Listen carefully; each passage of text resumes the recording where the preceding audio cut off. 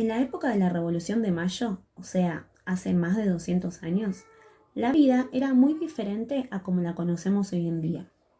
Por empezar, éramos una colonia. Eso es porque dependíamos de España, como ya se los conté.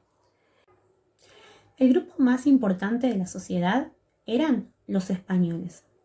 Ellos eran los más ricos, eran los dueños de tierras y aparte eran los que gobernaban, o sea, accedían a los cargos más importantes en el gobierno.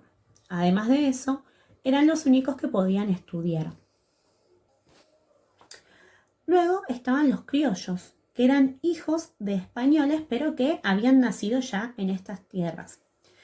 Ellos, al igual que sus padres, también podían estudiar, podían acceder a cargos políticos, o sea, en el gobierno, pero no tan importantes como al que accedían los españoles.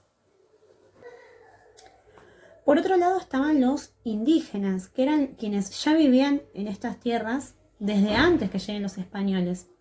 Bueno, ellos eran personas libres, pero estaban obligados a trabajar para los españoles. O sea que muy libres que digamos no eran. Ellos no podían acceder a ningún cargo político y tampoco podían estudiar.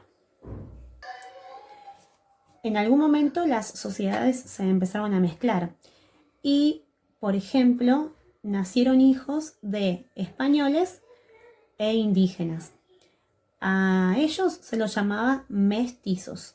Los mestizos eran libres, no estaban obligados a trabajar como sus padres para los españoles, pero no podían acceder a ningún cargo político ni a ninguna forma de gobierno.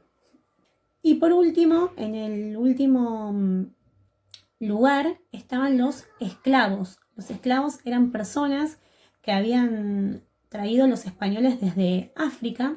La mayoría eran de piel negra y estaban obligados a trabajar para los españoles y los criollos. Ellos no eran libres.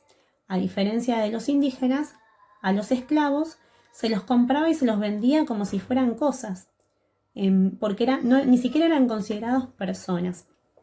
No tenían ningún tipo de libertad y ningún tipo de derechos.